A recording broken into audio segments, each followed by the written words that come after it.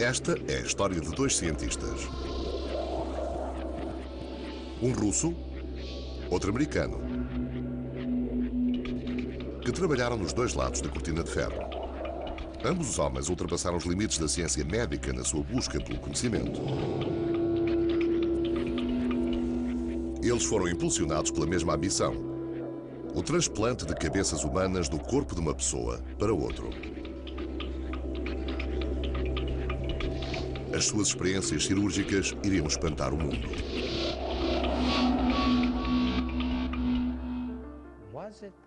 Seria possível preservar e manter um cérebro humano depois do corpo ter sido sacrificado? Na altura eu sabia, como sei agora, que isso podia ser feito.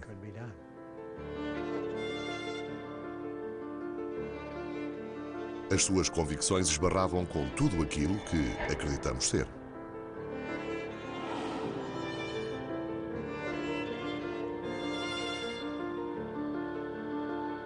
O primeiro transplante de cabeça.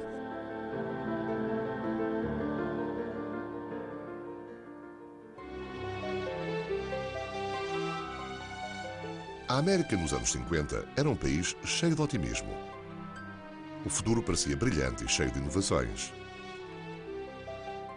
Ciência e tecnologia eram palavras-chave desta época pós-guerra. O homem tinha dividido o átomo e estava prestes a conquistar o espaço.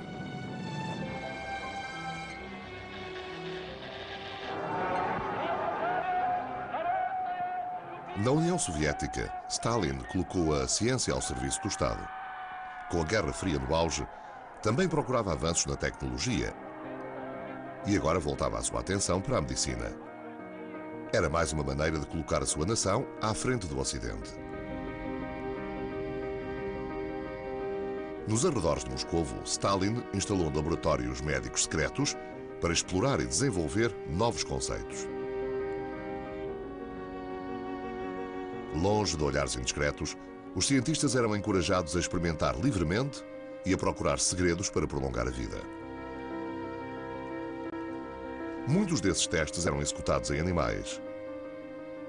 Os órgãos eram removidos dos seus corpos e mantidos vivos com o uso de máquinas. Isolated organs can be brought to life, even though they've been removed from the animal's corpse some time after death. Here's a dog's heart. Os cães eram mortos e depois ressuscitados. 10 minutes have elapsed since the animal died. The blood removed from the animal is pumped back into its vessels by the autoinjector. The respiration is gradually restored.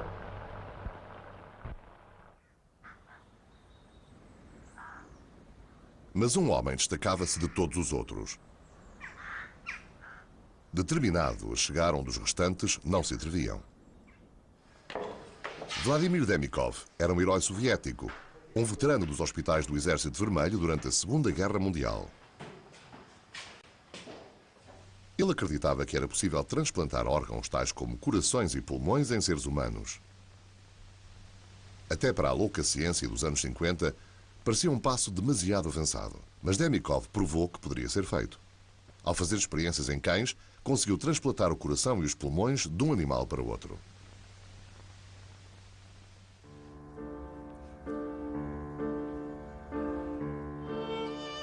As suas experiências abriram caminho para o futuro sucesso médico em seres humanos. Mas o seu trabalho nunca recebeu o reconhecimento que merecia.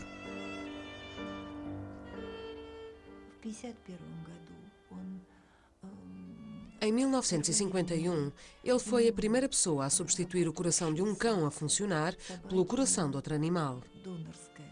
Com isto, ele provou que os animais conseguiam viver com um coração transplantado.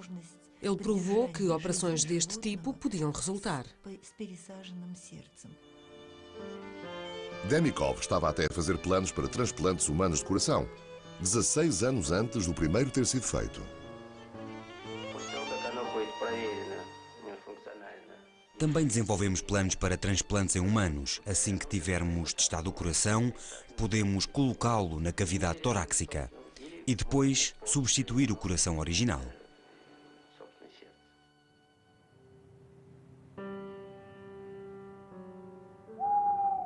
Era durante a noite que Demikov gostava de trabalhar sem ser perturbado. As luzes estavam normalmente acesas até muito tarde no seu laboratório nos arredores de Moscovo. Uma noite, em fevereiro de 1954, Demikov levou a cabo uma experiência que iria espantar o mundo. Utilizou 2 cães, um adulto e um cachorrinho. Ele e a sua equipa de cirurgiões operaram-nos durante a noite. Na manhã seguinte, Demikov revelou o seu feito. Era uma criatura saída da ficção científica.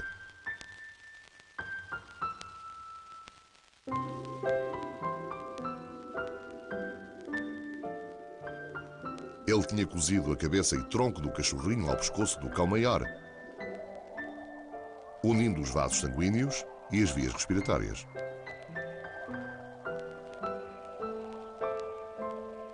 A propaganda soviética fez alarde da sua conquista. O cão foi exibido a um mundo espantado.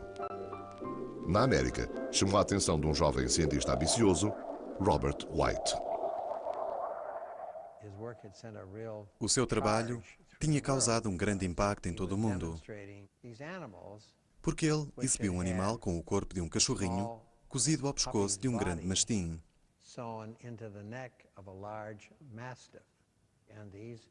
Os cães conseguiam beber leite e as cabeças sobreviveram uma série de dias.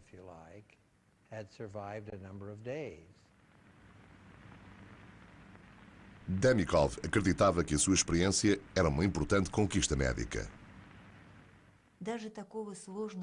Ele fê-lo principalmente para provar que era possível transplantar qualquer órgão, até a cabeça e o cérebro. Ele provou que até um órgão tão complicado podia funcionar convenientemente noutro corpo.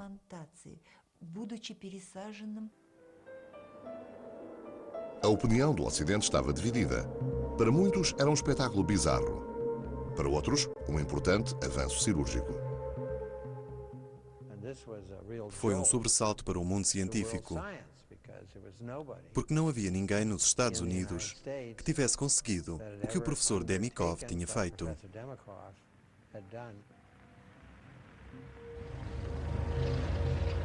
Para uma América presa à paranoia da Guerra Fria, a perspectiva de cães russos com 2 cabeças era demais para ser ignorada. Os Estados Unidos começariam em breve o seu próprio programa de transplantes de cabeça.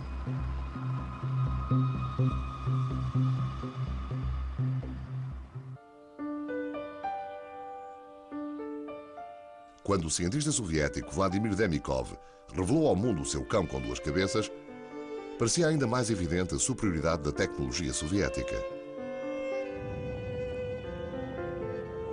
A corrida às armas estava no auge, e pouco depois os russos seriam os primeiros a colocar um homem no espaço.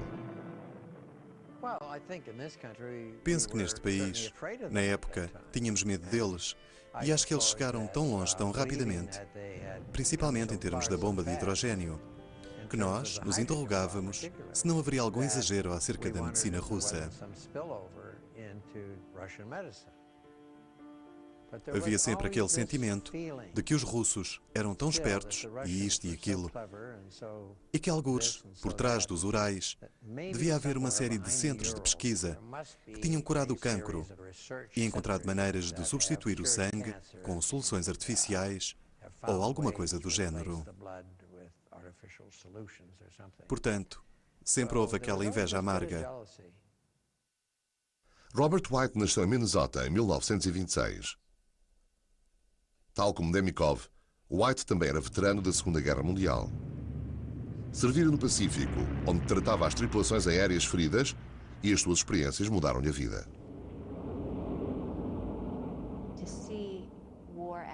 Ver a guerra na sua pior forma e pessoas que a maioria não vê, alguns paraplégicos e tetraplégicos, e não apenas 1 ou 2, mas muitos nessas condições. Penso que, quando era jovem, isso lhe deu a iniciativa para descobrir uma maneira de ajudar essas pessoas a viverem uma vida produtiva. Depois da guerra, White frequentou a Faculdade de Medicina de Harvard. Brilhante e ambicioso, estudou para ser neurocirurgião. Em 1960, o governo dos Estados Unidos, desejoso de se colocar à frente dos russos em todos os aspectos da ciência médica, ajudou White a criar um laboratório especializado no Hospital de Cleveland, no Ohio.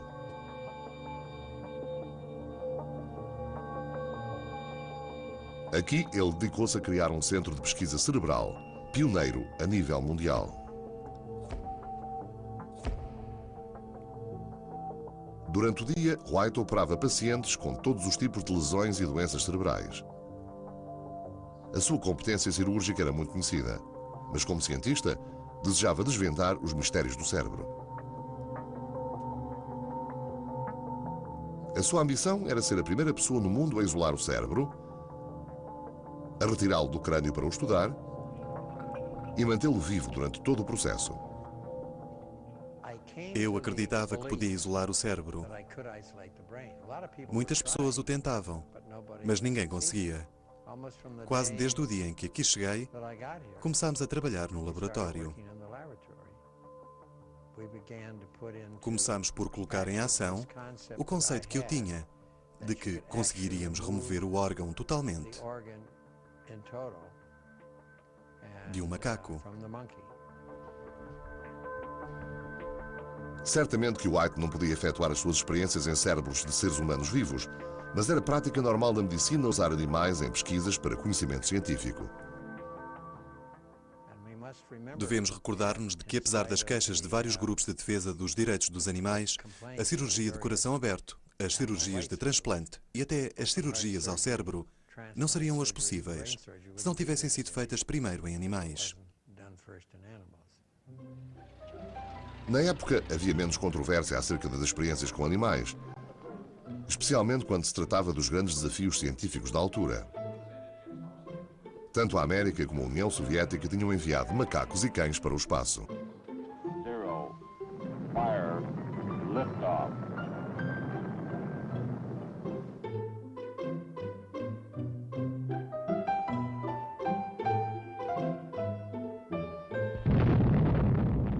Quando se tratava de testar novas tecnologias, os humanos também se podiam transformar em cobaias.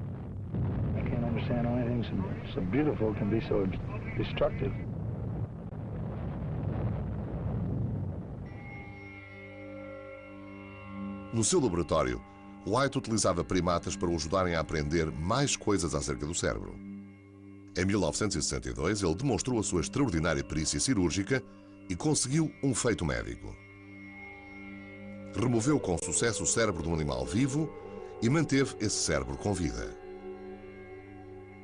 Até a mais pequena perda de sangue durante a operação tê-lo-ia morto. Nunca ninguém tinha conseguido estudar um cérebro vivo como este.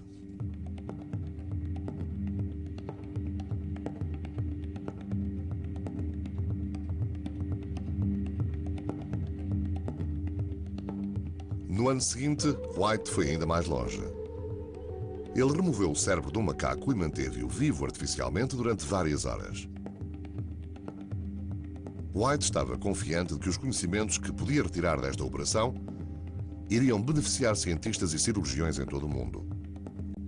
Mas as máquinas não conseguiam manter um cérebro vivo o tempo suficiente para um estudo detalhado. White estava determinado a ir mais além e a encontrar uma maneira de manter cérebros isolados vivos durante mais tempo. Em 1964, surgiu com um plano audacioso para transplantar o cérebro de um animal para o corpo de outro animal e estudá-lo a partir daí.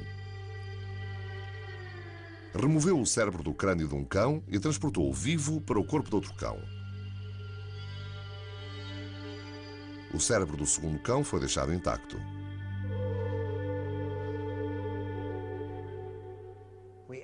Abrimos o pescoço do animal e inserimos lá o cérebro. Unimos os vasos sanguíneos do cérebro aos vasos sanguíneos do pescoço do animal. Fechamos a incisão e todos os fios e tubos saíam do pescoço. Foi um verdadeiro transplante de cérebro. O cérebro que colocámos dentro do pescoço ficou sob vigilância. Com os fios e tubos, podíamos medir pela primeira vez a sua atividade elétrica, o fluxo sanguíneo, o metabolismo, e podemos fazê-lo durante muitas horas e até dias. A operação do White foi um sucesso, mas agora ele enfrentava um novo desafio. As pessoas diziam: "Que maravilha, parabéns, fantástico. Os eletroencefalogramas estão estupendos. A atividade metabólica está normal. Mas sabe se esse cérebro está a pensar? Sabe se esse cérebro está consciente?" Era uma pergunta à qual White não podia responder. Como o cérebro transplantado não tinha capacidade de expressão, não podia provar que ele tinha retido o poder do pensamento.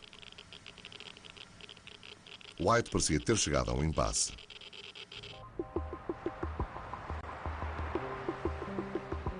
Mas o seu trabalho não tinha passado despercebido do outro lado da cortina de ferro.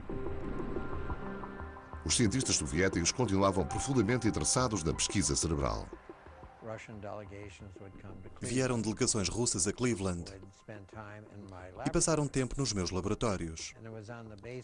Foi com base nas visitas e amizades que criei com eles na altura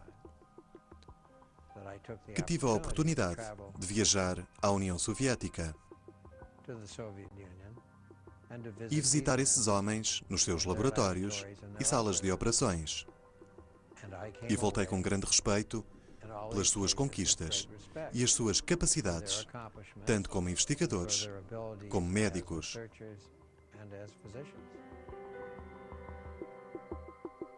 A primeira viagem de White foi em 1946. Outras se seguiram. O seu amigo e colega investigador, Harold Hillman, foi muitas vezes com ele. Durante a Guerra Fria, a ciência e medicina na União Soviética eram um completo mistério para os ocidentais. Por essa razão, havia a sensação de que lá existia uma espécie de mina de descobertas importantes que eles tinham feito nesta área, de que nós deveríamos ter conhecimento. Descobrimos que eles tinham medo de nos dizer o que tinham feito, porque aquilo que faziam nos institutos de investigação era considerado segredo de Estado. Portanto, apesar de termos excelentes jantares com eles, costumavam encher-nos de vodka e mulheres bonitas. Nunca nos disseram o que estavam a fazer. Tanto o Dr. White como eu reparámos nisso. Uma pessoa que eles estavam particularmente interessados em conhecer era o homem cujas experiências tinham inspirado White anos antes, Vladimir Demikov.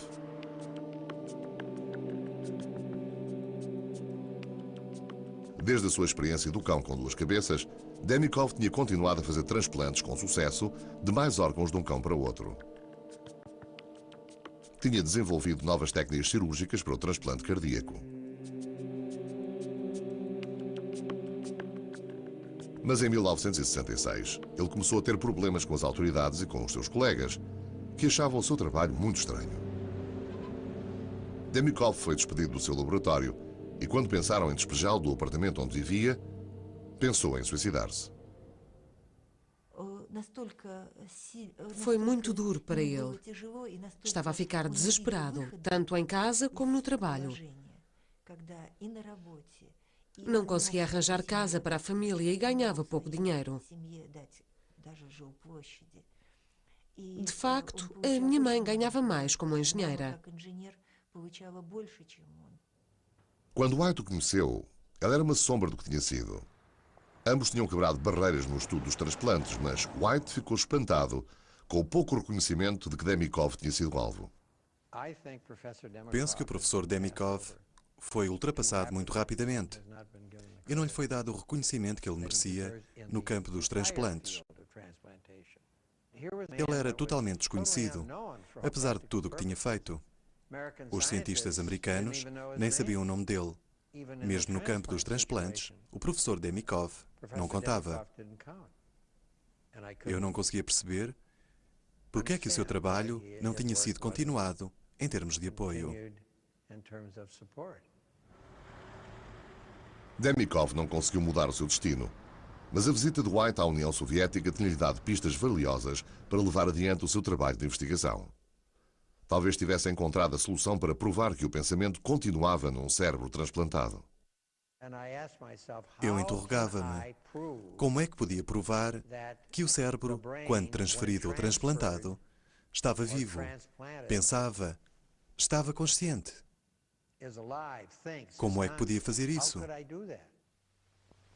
White soubera das experiências soviéticas em que a cabeça de um cão, separada do corpo, ainda mostrava sinais de consciência. The isolated head even reacts to light and to sound.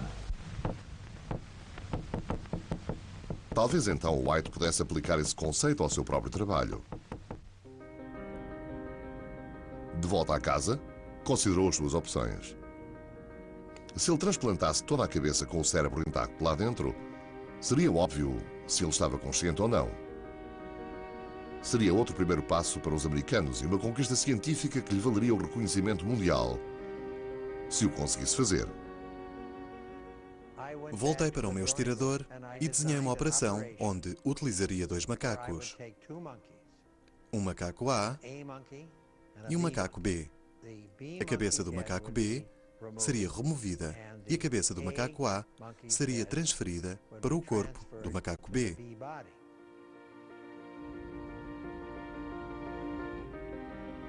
White demorou 3 anos a planear a sua operação. Iria transpor novos terrenos e sabia que, para muitos, a cirurgia seria considerada moralmente ofensiva.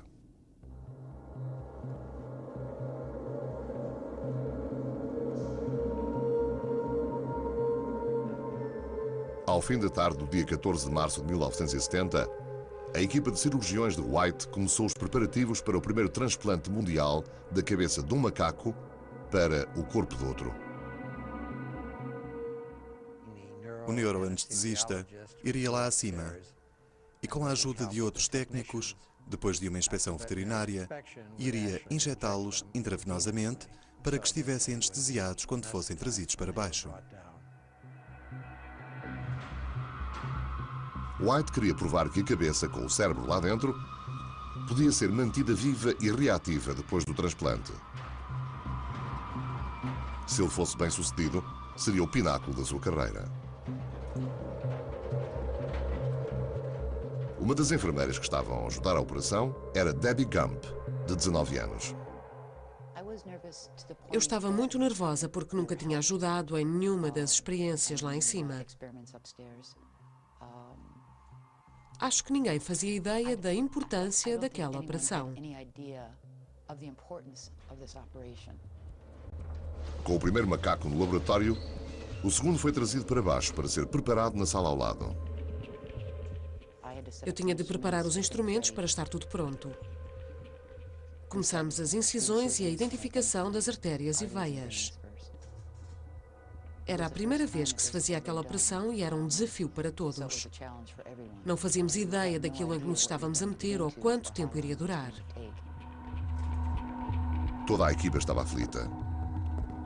Não havia garantias numa cirurgia como aquela.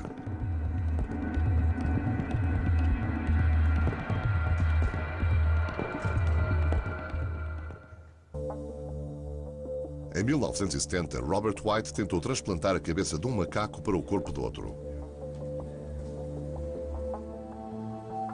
Este filme de arquivo original mostra-o a trabalhar. Os dois macacos foram preparados em salas contíguas pela equipa de cirurgiões de White. Ambas as cabeças tinham de ser separadas dos corpos, preparados para o transplante. Era um trabalho delicado. O que era necessário não era apenas fazer uma incisão à volta do pescoço, mas dissecar lenta e cuidadosamente através dos músculos até aos vasos sanguíneos. Sempre que uma veia ou artéria era isolada, tínhamos que colocar um fio em torno dela. Não podíamos cortar nenhuma até todas estarem prontas. Tinham que cortar através dos pescoços até à última ligação entre as cabeças, as espinais medulas e os vasos sanguíneos vitais. Depois de horas de cortes, estava na hora do transplante da cabeça. O outro animal foi trazido na sua mesa. Agora tínhamos 2 equipas de cirurgiões e 2 animais. Estava lá muita gente, porque tínhamos outros técnicos e a equipa de enfermagem. Os 2 macacos estavam a ser preparados lado a lado. A cabeça do macaco A ia ser transferida para o corpo do macaco B. O primeiro fluxo sanguíneo do corpo B tinha que ser transferido por transfusão para a cabeça A, através de uma rede de tubos plásticos. Foi um momento tenso. Qualquer interrupção do fluxo sanguíneo para as cabeças teria causado a morte de ambos os animais. O monitor do macaco A mostrava que o seu cérebro ainda estava ativo. Looks like we're all right. We're okay.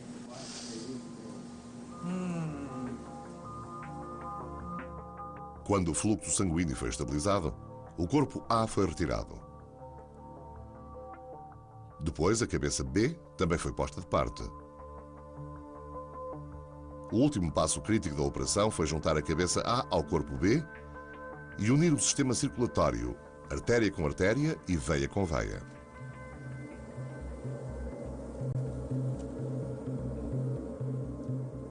Era uma corrida contra o tempo. A cabeça do macaco morreria se os vasos sanguíneos não fossem unidos rapidamente.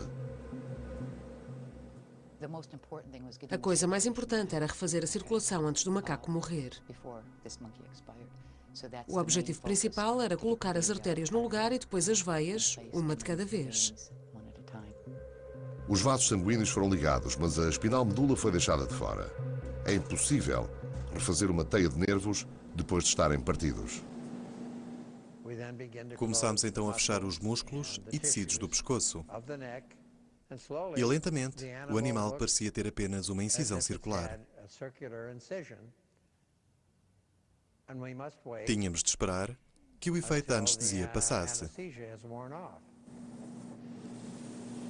Well, I think we'll hang in for about another 15 and 16 minutes. Foi uma espera ansiosa. O procedimento cirúrgico estava terminado, mas ninguém sabia se a cabeça recuperaria a consciência ou não.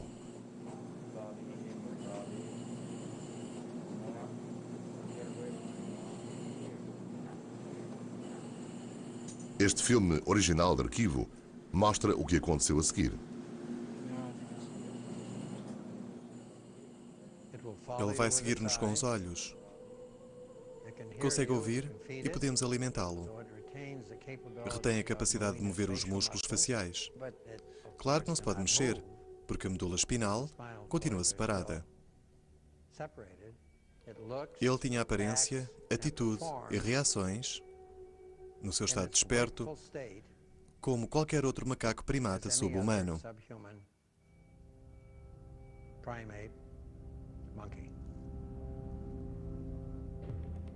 Podem imaginar o entusiasmo, a excitação, a festa e os gritos quando, pela primeira vez, na história da ciência médica,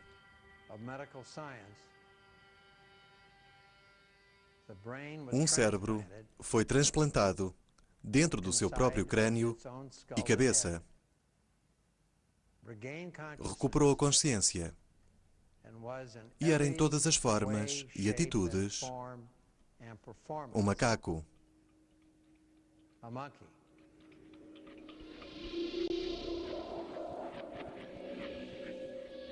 White tinha conseguido, mas agora pensava numa coisa ainda maior. Conseguiria fazer um transplante de cabeça num ser humano? O primeiro transplante de um coração humano tinha sido conseguido 3 anos antes.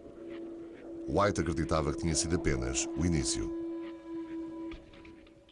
Haveria uma forma de cirurgia que poderia salvar a vida a um homem, que poderia salvar o cérebro?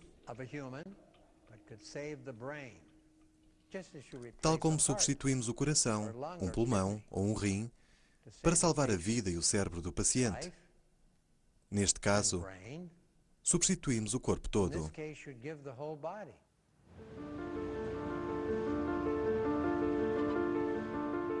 Era uma sugestão muito arrojada. Operações para transplantar a cabeça de um ser humano para o corpo de outra pessoa.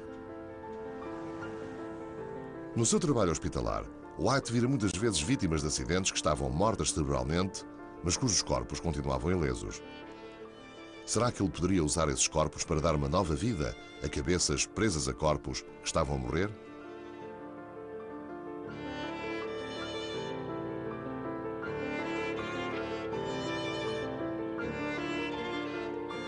Mas há uma grande diferença entre transplantar um coração e transplantar uma cabeça.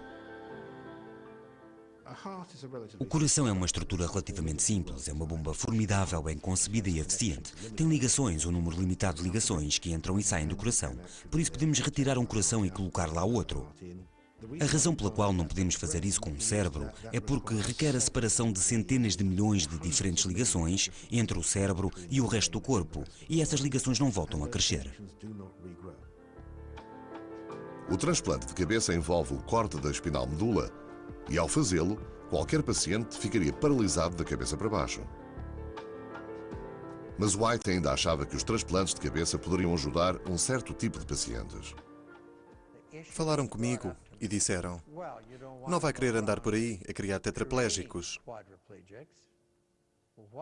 Mas o que podemos dizer acerca de um humano que já era tetraplégico e iria morrer em breve? Porque o seu corpo e todos os seus órgãos estavam a falhar.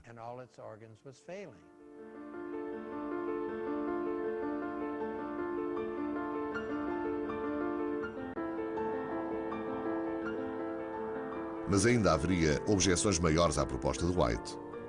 A cabeça de uma pessoa a viver no corpo de outra continuaria a ser a mesma pessoa?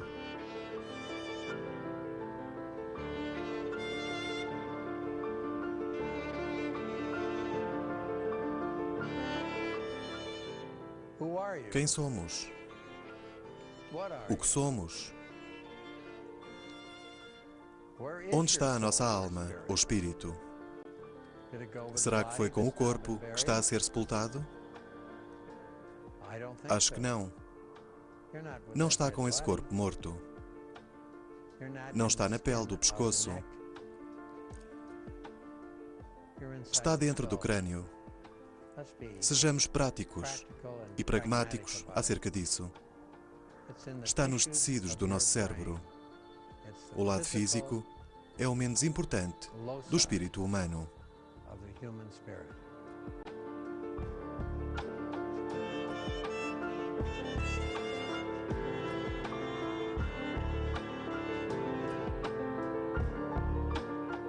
Muitos cientistas e filósofos disputaram a afirmação de White.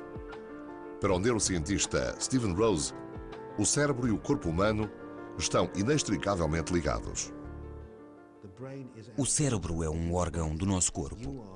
Nós somos tudo o que ocorre nesse corpo e o cérebro isolado já não faz parte de nós. É a pessoa que está consciente e não o cérebro. É a pessoa que tem mente e não o cérebro. É a pessoa que tem emoções. O cérebro não sente, a pessoa sente.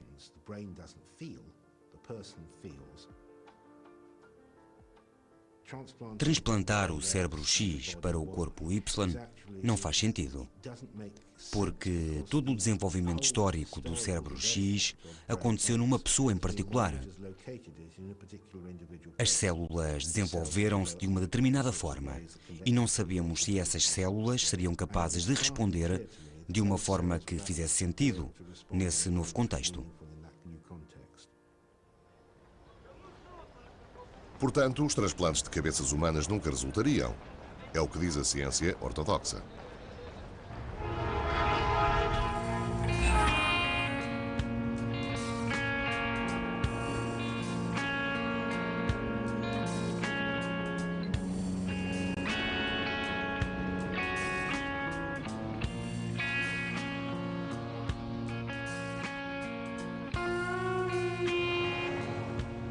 Quando White foi a público com os resultados dos transplantes de cabeça dos macacos, 2 anos depois da operação, recebeu poucos aplausos dos seus pares. Alguns sussurravam que ele estava maluco. A imprensa escrita teve mais interesse pelo seu trabalho do que a classe médica.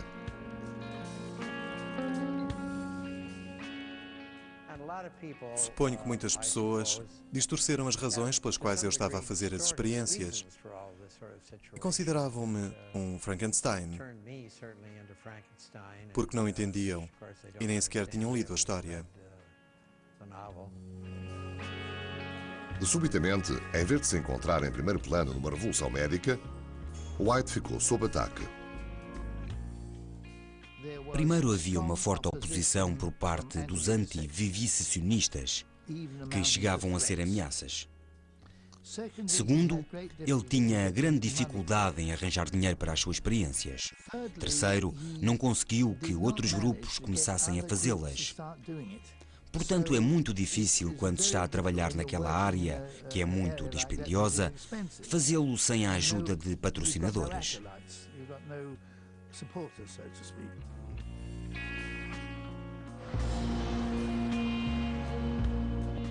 O mundo estava a mudar e o clima virou-se contra White e o seu trabalho.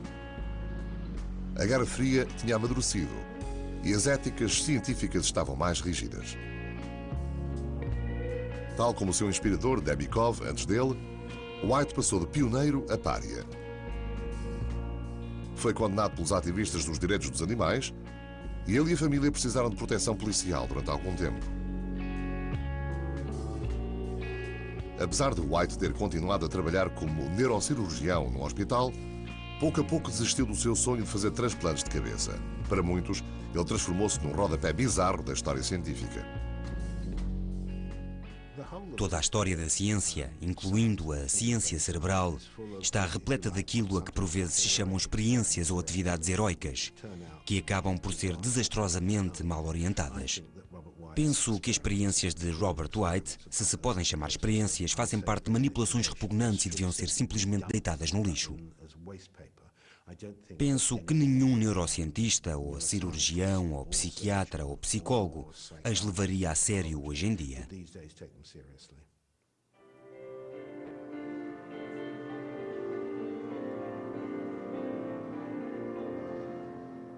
Já passaram mais de 25 anos desde que White executou as suas operações de transplante. Como católico devoto, ele vai à igreja quase todos os dias. Uma vida a operar ricos e pobres no hospital de Cleveland deixou-lhe muitos admiradores. Apesar da controvérsia que causou com as suas pesquisas, White foi conselheiro de 2 papas no que respeita à bioética. Muitas das pessoas que acreditavam na sua promessa de novos horizontes continuam leais às suas ambições. Quando ele o fez, o mundo ainda não estava preparado. Acho que está agora a aproximar-se. Ele será reconhecido no futuro.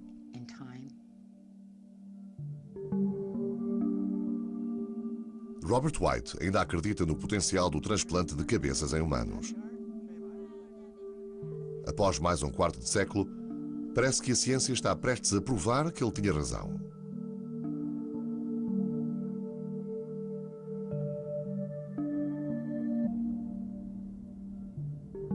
Jackie Bailey partiu a coluna em 1980 quando caiu numa escalada.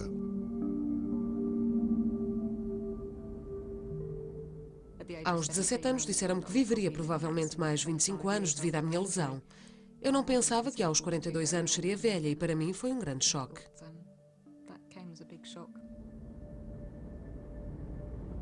Jackie é o tipo de pessoa que o Dr. Robert White poderia ter esperanças de manter viva durante mais tempo, com os seus propostos transplantes de cabeça.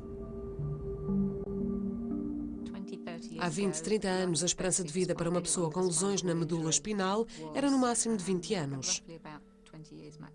Iria provavelmente sofrer de problemas renais, problemas nos ombros, problemas respiratórios, problemas de pele. Qualquer um deles conduziria a uma morte prematura.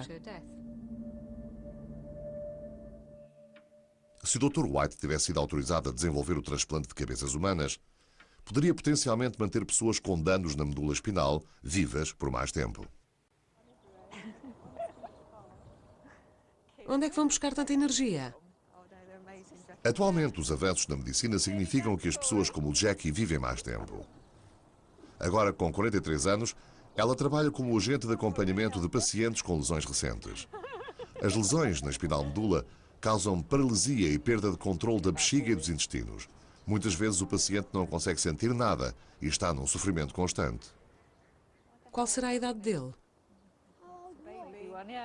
Modifica a nossa percepção do corpo. Não se consegue sentir o corpo todo. As partes que consigo sentir sou eu, é a Jackie. As que não sinto é como ter a minha cabeça no corpo de outra pessoa. Não o consigo obrigar a fazer nada. Ele faz coisas sobre as quais não tenho qualquer controlo. É como se fosse um arrendamento. Se perdemos tudo e a única coisa que nos resta é a cabeça a funcionar, então nós somos os nossos pensamentos e está tudo dentro da cabeça. Temos as nossas recordações anteriores à lesão, gostamos das mesmas coisas, choramos pelas mesmas coisas, rimos das mesmas coisas. Só o nosso corpo é que não funciona. Então, talvez ter a nossa cabeça transplantada para um corpo são não seja uma coisa assim tão bizarra. Estamos tão habituados a transplantar partes de um ser humano para outro.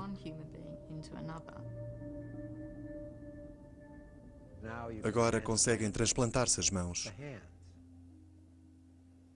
Há pouco tempo, conheci um homem que tinha ambas as mãos transplantadas.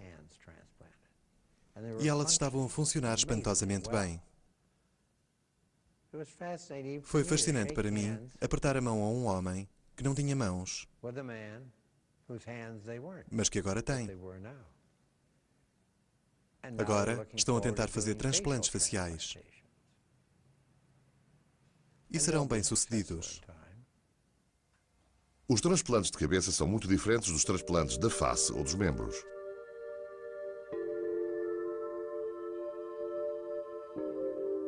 Mas algo pode estar prestes a mudar, o que poderá fazer com que a ideia pareça menos radical. Os cientistas descobriram uma célula nervosa que se consegue regenerar. Estava em frente dos nossos narizes, na parte do sistema nervoso central responsável pelo olfato. Se essas células forem retiradas do nariz e injetadas na parte danificada da espinal medula, espera-se que possam reparar as conexões nervosas vitais. Durante muitos anos, o estudo da zona do sistema nervoso central, responsável pelo olfato, foi muito interessante, mas pouco aprofundado pelas neurociências, que é o estudo de como o sistema nervoso funciona. Só recentemente é que as pessoas somaram 2 mais 2 e perceberam que a grande capacidade reparadora que normalmente ocorre nessa parte do sistema nervoso responsável pelo olfato pode ser aproveitada para tentar fazer com que outras partes do sistema nervoso, principalmente a medula espinal, se regenerem melhor do que normalmente acontece. Testes de laboratório acerca destas técnicas são encorajadores, mas os cientistas que executam esta pesquisa permanecem cautelosos acerca da eficácia do tratamento para pessoas com lesões da espinal medula. Não é para já, faltam ainda muitos anos. Em cada progresso não vai ser a solução, não vai ser a cura.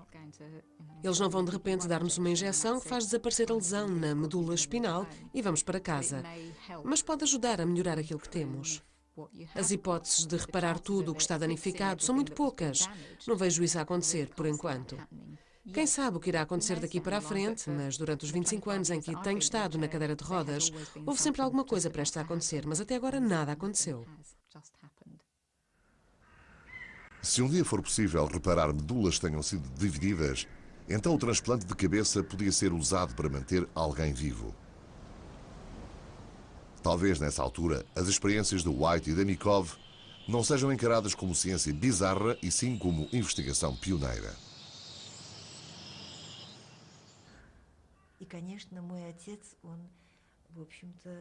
Meu pai dizia que os transplantes de cabeça exigiam valentia intelectual. É possível que esses transplantes, que foram desenvolvidos no século XX, apresentem um desafio para os médicos do século XXI.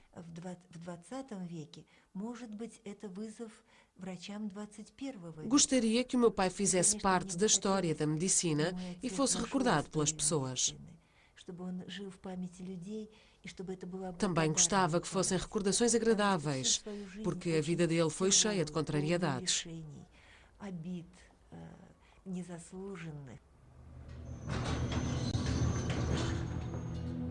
Robert White também quer ser recordado. Ele é cauteloso acerca das perspectivas para a recuperação da espinal medula. Sabe quão difícil é fazer com que os nervos se regenerem. Mas se alguma vez resultar, talvez o seu laboratório possa ser encarado como o local de nascimento de uma nova era nas soluções cirúrgicas. White é perentório acerca do trabalho feito no seu laboratório não ter sido em vão. Quase consigo ouvir as vozes. Esta sala estava cheia de gente. E nesta mesa, a cabeça transplantada do macaco demonstrou ter recuperado a consciência. White está convencido do seu lugar na história da medicina. Apenas o tempo provará se ele estava certo. Penso que gostaria de o ver preservado e à disposição de estudantes e até profissionais, para ficarem a olhar para ele como eu e perceberem, como já aconteceu com muitos, o que foi aqui feito. Talvez um dia o trabalho do Dr. White seja visto como mais que uma nota de rodapé bizarra na história da medicina. Talvez um dia as cabeças das pessoas possam sobreviver nos corpos de outras pessoas. Mas White não verá esse dia. Ele nunca saberá o verdito final do mundo em relação à sua visão e à sua vida.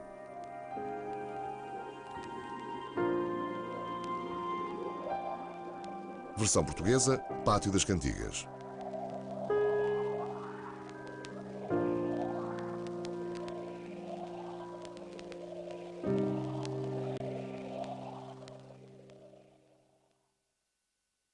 O macaco A mostrava que o seu cérebro ainda estava ativo. Well, looks like we're all right. We're okay.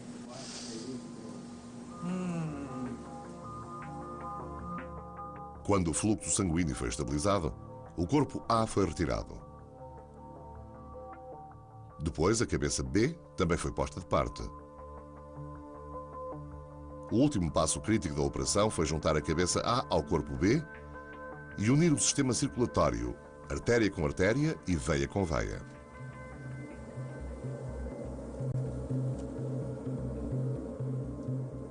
Era uma corrida contra o tempo.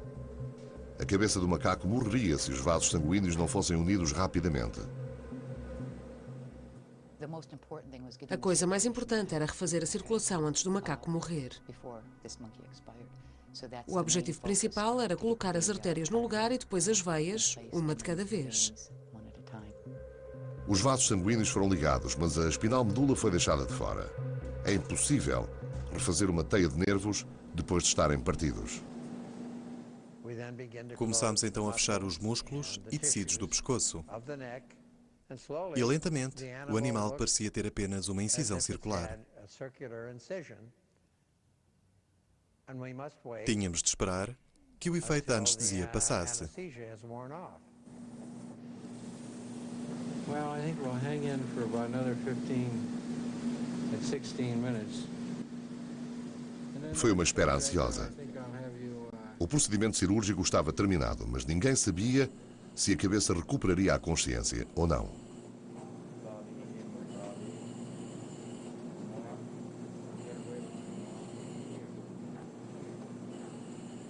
Este filme original de arquivo mostra o que aconteceu a seguir. Ele vai seguir-nos com os olhos. Consegue ouvir e podemos alimentá-lo. Retém a capacidade de mover os músculos faciais.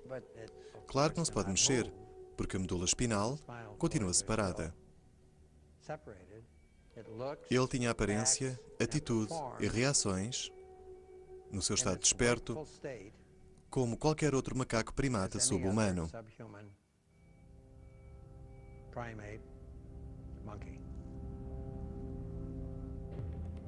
Podem imaginar o entusiasmo, a excitação, a festa e os gritos quando, pela primeira vez, na história da ciência médica,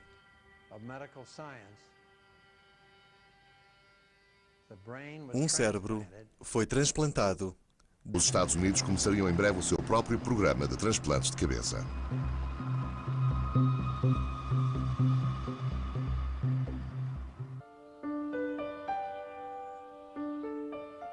Quando o cientista soviético Vladimir Demikov revelou ao mundo o seu cão com duas cabeças, parecia ainda mais evidente a superioridade da tecnologia soviética. A corrida às armas estava no auge, e pouco depois os russos seriam os primeiros a colocar um homem no espaço. Penso que neste país, na época, tínhamos medo deles, e acho que eles chegaram tão longe tão rapidamente, principalmente em termos da bomba de hidrogênio, que nós nos interrogávamos se não haveria algum exagero acerca da medicina russa. Havia sempre aquele sentimento de que os russos eram tão espertos, e isto e aquilo, e que algures, por trás dos Urais, devia haver uma série de centros de pesquisa que tinham curado o cancro e encontrado maneiras de substituir o sangue com soluções artificiais ou alguma coisa do género. Portanto, sempre houve aquela inveja amarga. Robert White nasceu em Minnesota em 1926.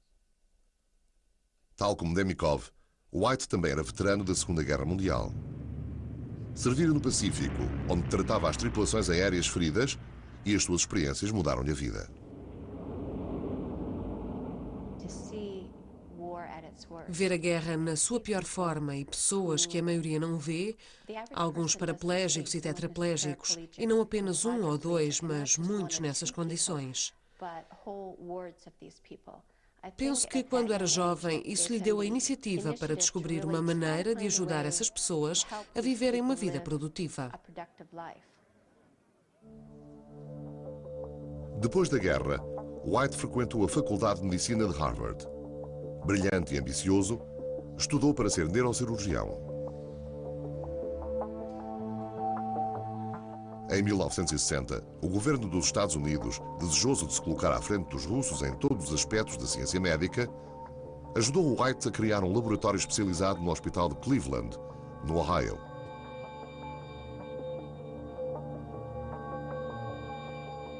Aqui, ele dedicou-se a criar um centro de pesquisa cerebral, pioneiro a nível mundial. Durante o dia, White operava pacientes com todos os tipos de lesões e doenças cerebrais. A sua competência cirúrgica era muito conhecida, mas como cientista, desejava desvendar os mistérios do cérebro. Os cães eram mortos e depois ressuscitados. 10 minutes have elapsed since the animal died. The blood removed from the animal is pumped back into its vessels by the autoinjector. The respiration is gradually restored.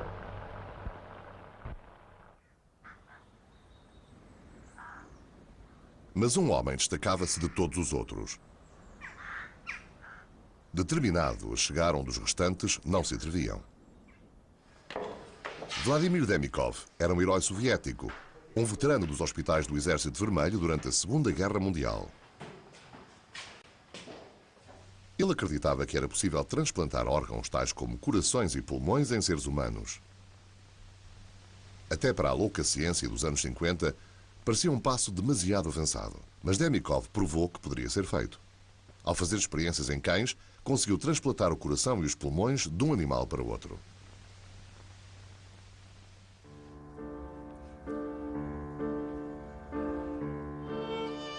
As suas experiências abriram caminho para o futuro sucesso médico em seres humanos.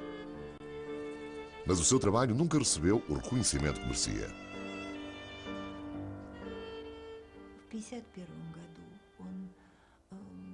Em 1951, ele foi a primeira pessoa a substituir o coração de um cão a funcionar pelo coração de outro animal. Com isto, ele provou que os animais conseguiam viver com um coração transplantado. Ele provou que operações deste tipo podiam resultar. Demikov estava até a fazer planos para transplantes humanos de coração, 16 anos antes do primeiro ter sido feito. Também desenvolvemos planos para transplantes em humanos. Assim que tivermos testado o coração, podemos colocá-lo na cavidade torácica e depois substituir o coração original.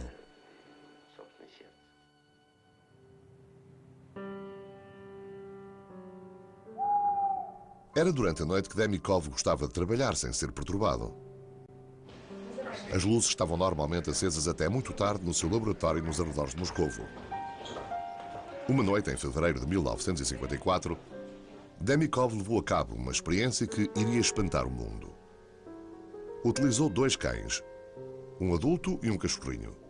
Ele e a sua equipa de cirurgiões operaram-nos durante a noite. Na manhã seguinte, Demikov revelou o seu feito. Era uma criatura saída da ficção científica. Os transplantes de cabeça são muito diferentes dos transplantes da face ou dos membros.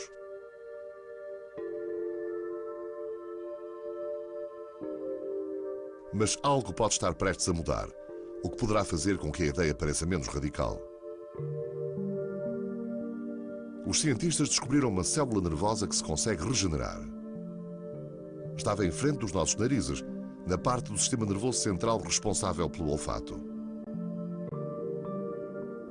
Se essas células forem retiradas do nariz e injetadas na parte danificada da espinal medula, espera-se que possam reparar as conexões nervosas vitais.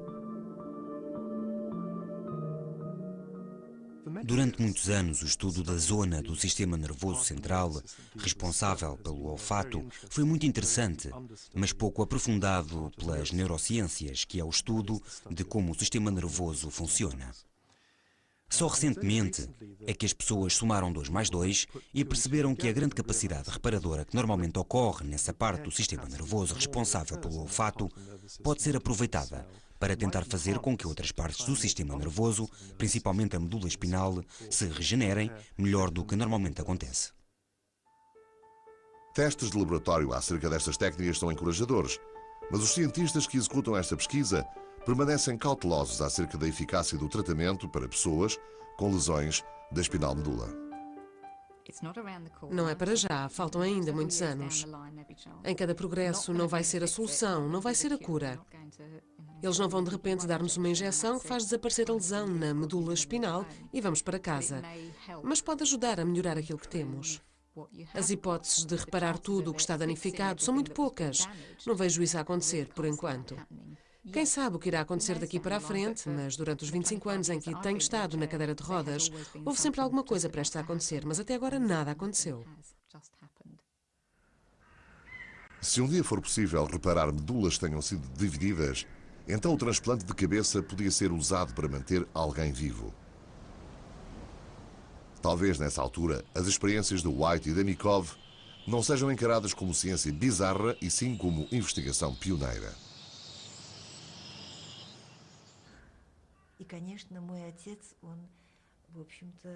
Meu pai dizia que os transplantes de cabeça exigiam valentia intelectual. É possível que esses transplantes, que foram desenvolvidos no século XX, apresentem um desafio para os médicos do século XXI.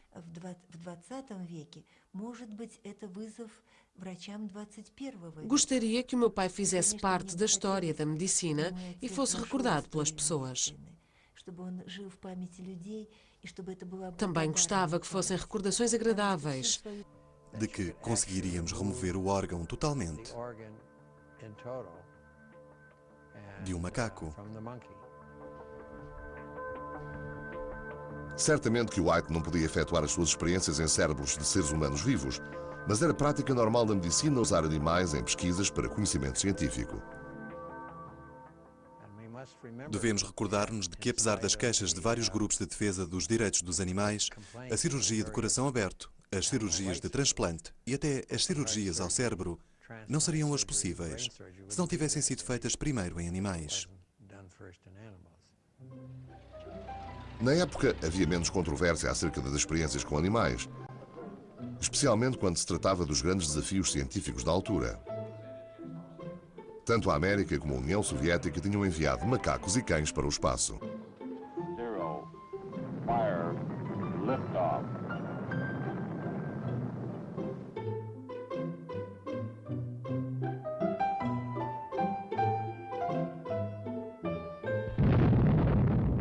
Quando se tratava de testar novas tecnologias, os humanos também se podiam transformar em cobaias. I can't understand how anything so beautiful can be so destructive.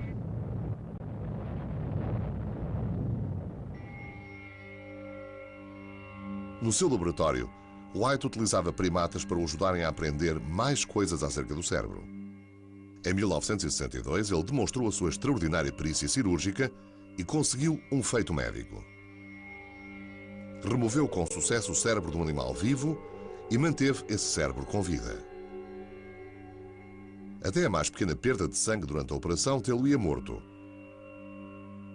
Nunca ninguém tinha conseguido estudar um cérebro vivo como este.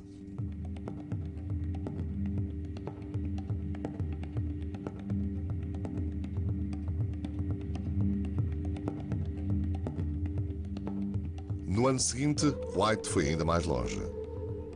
Ele removeu o cérebro de um macaco e manteve-o vivo artificialmente durante várias horas. White estava confiante de que os conhecimentos que podia retirar desta operação iriam beneficiar cientistas e cirurgiões em todo o mundo. Mas as máquinas não conseguiam manter um cérebro vivo o tempo suficiente para um estudo detalhado. White estava determinado a ir mais além e a encontrar uma maneira de manter cérebros isolados vivos durante mais tempo. Em 1964, surgiu com um plano audacioso para transplantar o cérebro de um animal para o corpo de outro animal e estudá-lo a partir daí. Removeu o cérebro do crânio de um cão e transportou-o vivo para o corpo de outro cão. O cérebro do segundo cão foi deixado intacto. Em cada progresso não vai ser a solução, não vai ser a cura. Eles não vão de repente dar-nos uma injeção que faz desaparecer a lesão na medula espinal e vamos para casa. Mas pode ajudar a melhorar aquilo que temos. As hipóteses de reparar tudo o que está danificado são muito poucas. Não vejo isso a acontecer, por enquanto. Quem sabe o que irá acontecer daqui para a frente, mas durante os 25 anos em que tenho estado na cadeira de rodas, houve sempre alguma coisa prestes a acontecer, mas até agora nada aconteceu. Se um dia for possível reparar medulas que tenham sido divididas, então o transplante de cabeça podia ser usado para manter alguém vivo. Talvez nessa altura as experiências de White e Demikov não sejam encaradas como ciência bizarra e sim como investigação pioneira.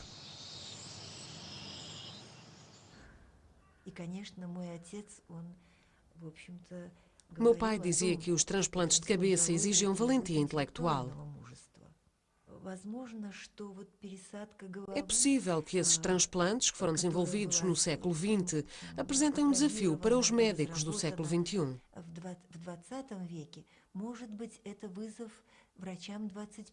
Gostaria que o meu pai fizesse parte da história da medicina e fosse recordado pelas pessoas. Também gostava que fossem recordações agradáveis, porque a vida dele foi cheia de contrariedades.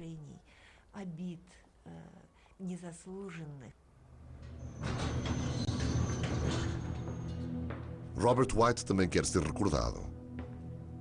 Ele é cauteloso acerca das perspectivas para a recuperação da espinal medula. Sabe quão difícil é fazer com que os nervos se regenerem. Mas se alguma vez resultar, talvez o seu laboratório possa ser encarado como o local de nascimento de uma nova era nas soluções cirúrgicas. White é perentório acerca do trabalho feito no seu laboratório não ter sido em vão. Quase consigo ouvir as vozes. Esta sala estava cheia de gente. E nesta mesa, a cabeça transplantada do macaco demonstrou ter recuperado a consciência.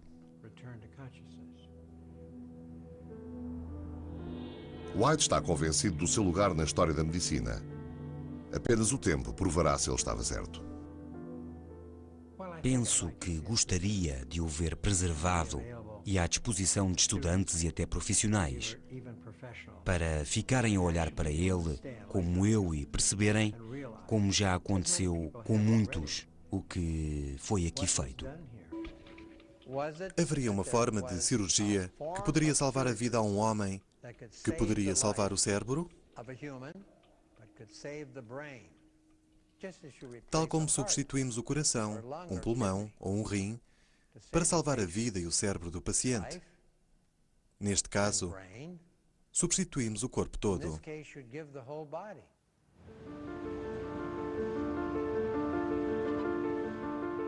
Era uma sugestão muito arrojada. Operações para transplantar a cabeça de um ser humano para o corpo de outra pessoa. No seu trabalho hospitalar, White vira muitas vezes vítimas de acidentes que estavam mortas cerebralmente, mas cujos corpos continuavam ilesos. Será que ele poderia usar esses corpos para dar uma nova vida a cabeças presas a corpos que estavam a morrer?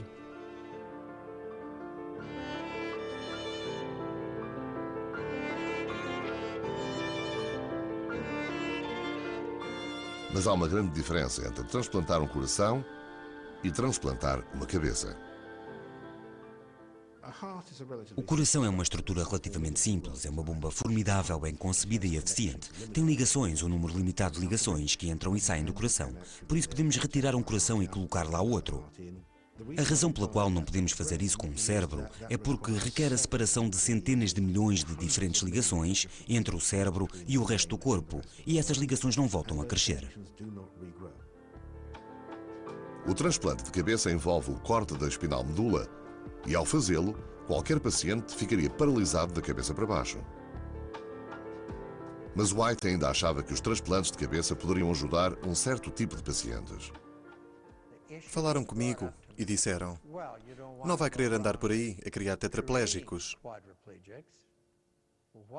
Mas o que podemos dizer acerca de um humano que já era tetraplégico e iria morrer em breve?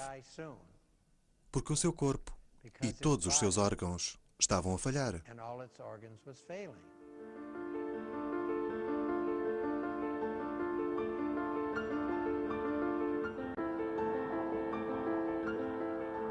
Mas ainda haveria objeções maiores à proposta de White. A cabeça de uma pessoa a viver no corpo de outra continuaria a ser a mesma pessoa?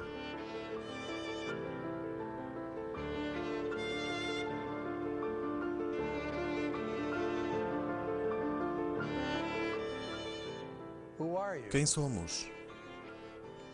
O que somos? Onde está a nossa alma ou espírito? Será que foi com o corpo que está a ser sepultado?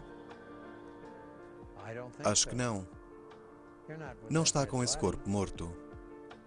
Para descobrir uma maneira de ajudar essas pessoas a viverem uma vida produtiva. Depois da guerra, White frequentou a Faculdade de Medicina de Harvard. Brilhante e ambicioso, estudou para ser neurocirurgião. Em 1960, o governo dos Estados Unidos, desejoso de se colocar à frente dos russos em todos os aspectos da ciência médica, ajudou White a criar um laboratório especializado no Hospital de Cleveland, no Ohio.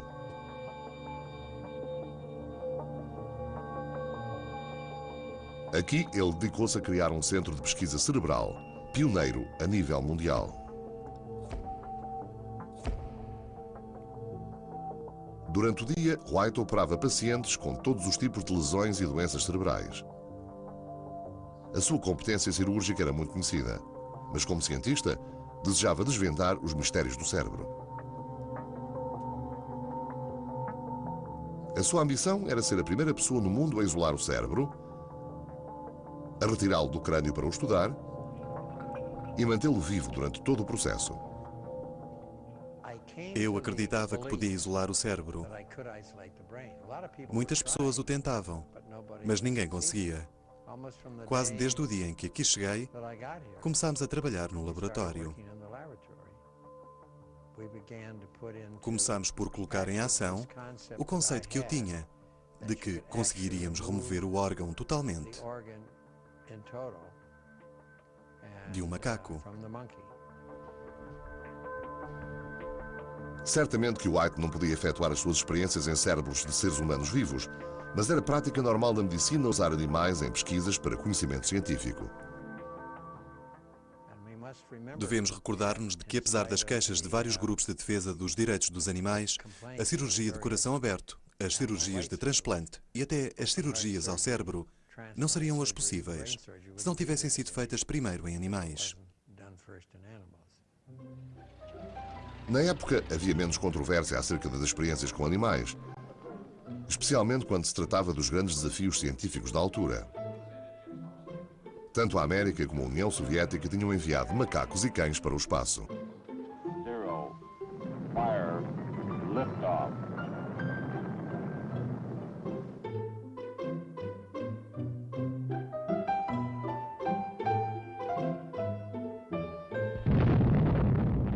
Quando se tratava de testar novas tecnologias, os humanos também se podiam transformar em cobaias. I can't understand how anything so beautiful can be so destructive.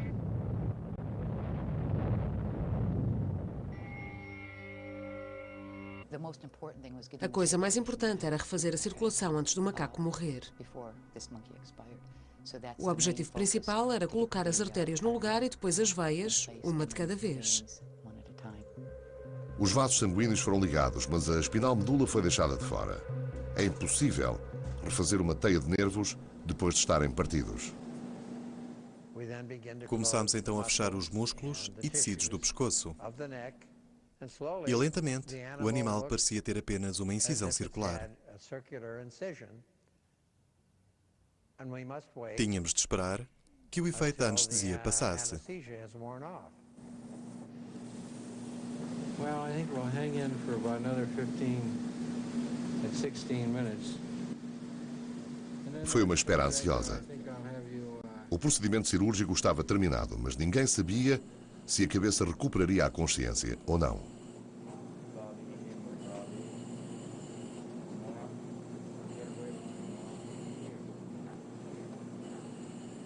Este filme original de arquivo mostra o que aconteceu a seguir.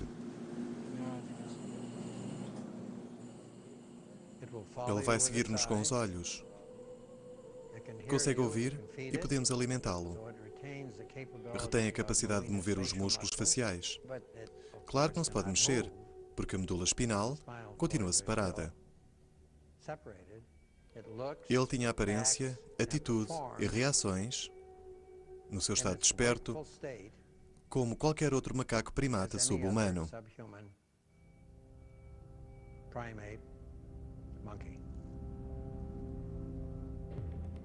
Podem imaginar o entusiasmo, a excitação,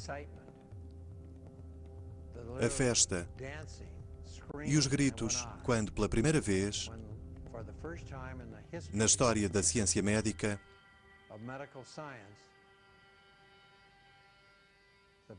um cérebro foi transplantado dentro do seu próprio crânio e cabeça. Recuperou a consciência e era em todas as formas e atitudes um macaco.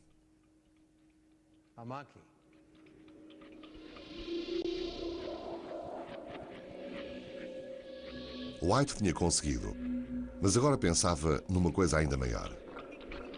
Conseguiria fazer um transplante de cabeça num ser humano? O primeiro transplante de um coração humano tinha sido conseguido 3 anos antes. White acreditava que tinha sido apenas o início.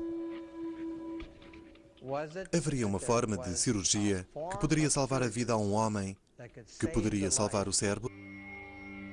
Removeu com sucesso o cérebro de um animal vivo e manteve esse cérebro com vida. Até a mais pequena perda de sangue durante a operação tê-lo-ia morto. Nunca ninguém tinha conseguido estudar um cérebro vivo como este.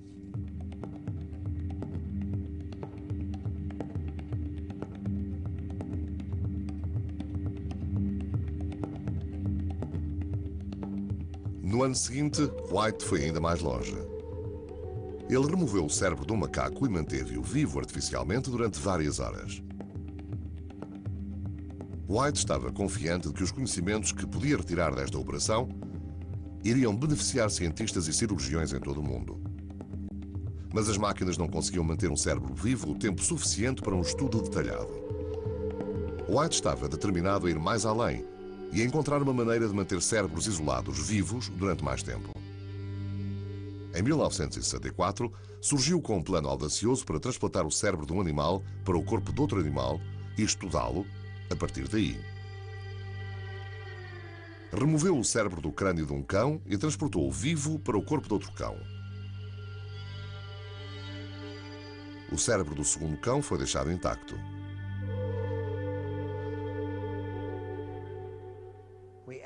Abrimos o pescoço do animal e inserimos lá o cérebro. Unimos os vasos sanguíneos do cérebro aos vasos sanguíneos do pescoço do animal. Fechamos a incisão e todos os fios e tubos saíam do pescoço. Foi um verdadeiro transplante de cérebro. O cérebro que colocámos dentro do pescoço ficou sob vigilância. Com os fios e tubos, podíamos medir pela primeira vez a sua atividade elétrica, o fluxo sanguíneo, o metabolismo, e podemos fazê-lo durante muitas horas e até dias. A operação do White foi um sucesso, mas agora ele enfrentava um novo desafio. As pessoas diziam: "Que maravilha, parabéns, fantástico. Os eletroencefalogramas estão estupendos. A atividade metabólica está normal. Mas sabe se esse cérebro está a pensar? Sabe se esse cérebro está consciente?" Era uma pergunta à qual White não podia responder. Como o cérebro transplantado não tinha capacidade de expressão, não podia provar que ele tinha retido o poder do pensamento. White parecia ter chegado a um impasse.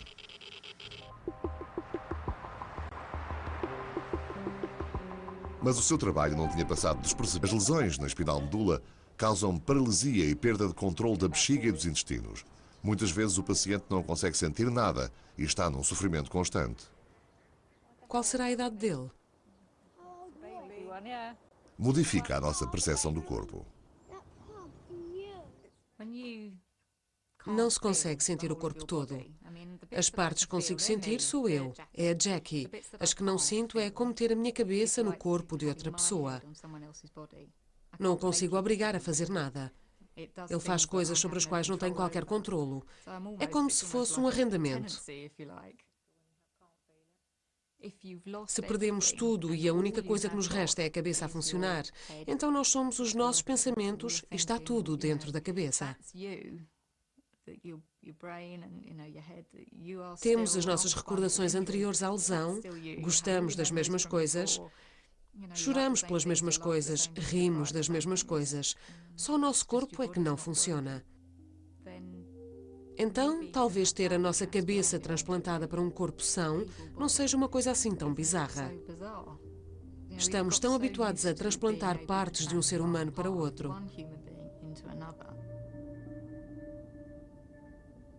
Agora conseguem transplantar-se as mãos. Há pouco tempo, conheci um homem que tinha ambas as mãos transplantadas. E elas estavam a funcionar espantosamente bem.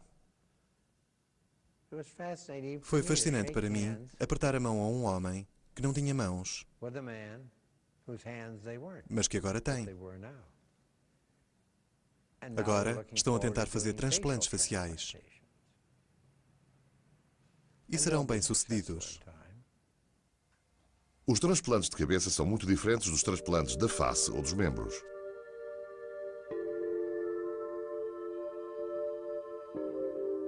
Mas algo pode estar prestes a mudar, o que poderá fazer com que a ideia pareça menos radical.